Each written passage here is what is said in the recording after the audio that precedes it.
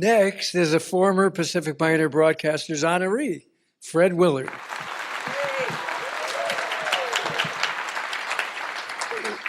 We honored Fred in June of 2015. Fred has been nominated for numerous Primetime Emmys and Daytime Emmys.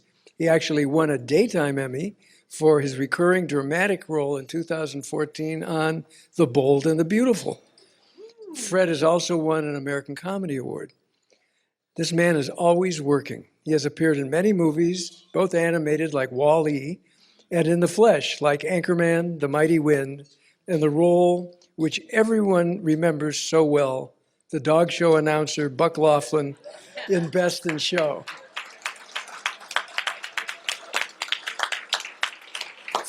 Fred burst into the American consciousness by playing Jerry Hubbard, the not-so-bright sidekick, on Fernwood Tonight and later America Tonight. He has appeared in hundreds of television shows, including Mad About You, Roseanne, Family Guy, King of the Hill, and is the grandfather in both Everyone Loves Raymond and Modern Family. Here is Fred Willard.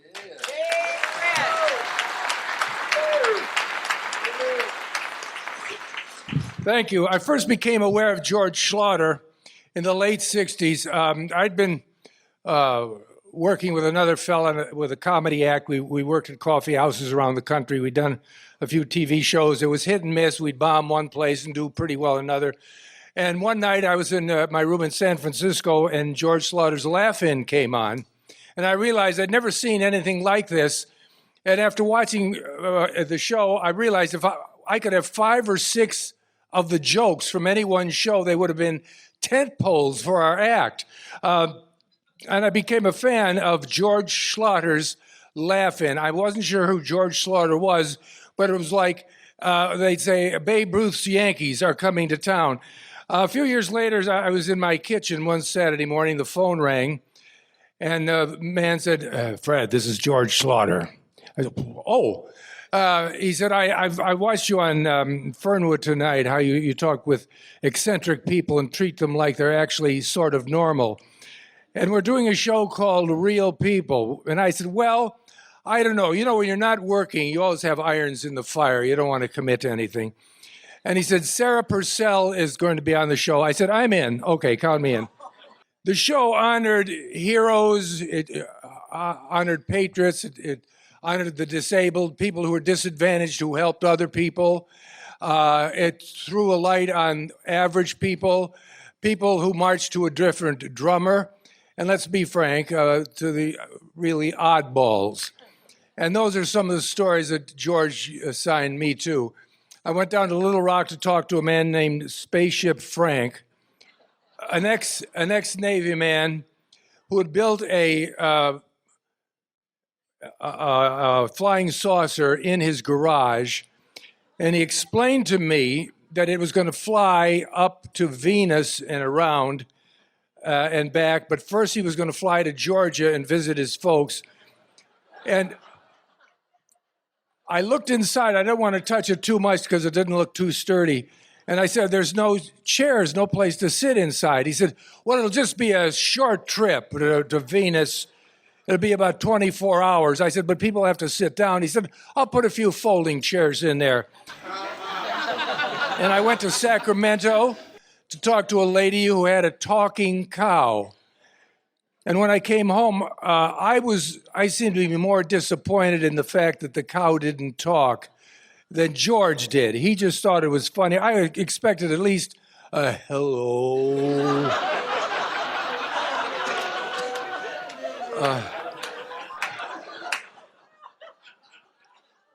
And then San Diego, Spaceship Annie, who had inside information that spaceships from every planet she knew the time and the date. She wouldn't disclose it to me.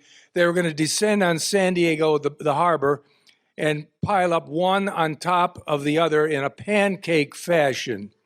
And at one point, I referred to her as Spaceship Annie, and she said, oh, that's not my name. Skip, what's his name, called me that. He's crazy.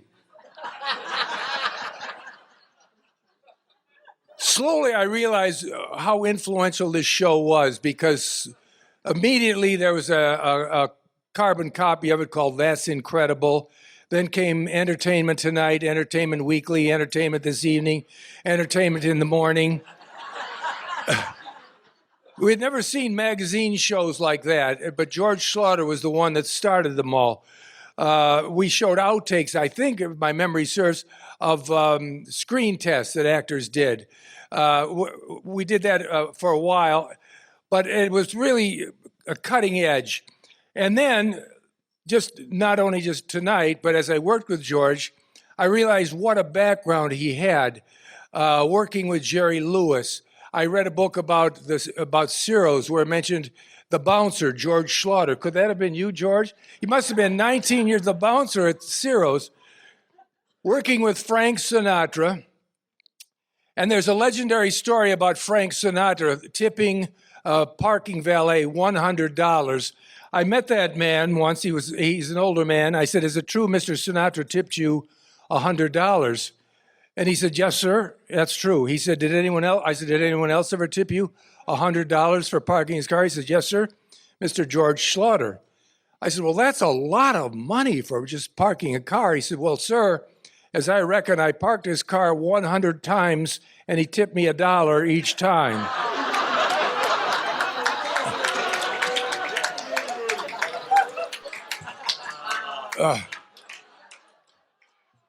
That joke is a little too wordy, but I'm still working on it for his next roast. Also, everyone who worked for George loved him or hated him. And let me explain. Almost everybody except Sarah was fired at one time and then rehired. And then someone else was fired, then rehired and fired. But he was like a big teddy bear. You couldn't help but love him. And as I worked with him, I noticed his wonderful laugh, a warm laugh at a good joke, and how he told these great, incredible stories that you were just spellbinding. But he could get very angry, turn angry very quickly.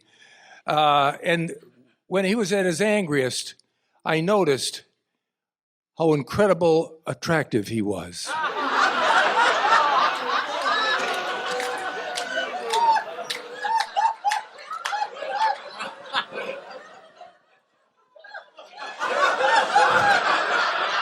Bruce Valanche is smiling like he knows something I don't know. But not only attractive, but so vulnerable. But George, I want to thank you for some great years on the tube and off the tube. I like to consider myself not an employee anymore, but a friend. He sent me to Chicago. The whole show went to Chicago to film an episode of Real People in Chicago. We went by train. The night we got on the train, George explained that his wife, Jolene, would not be joining us on the train because she found out that nowhere on the train would she be able to shop.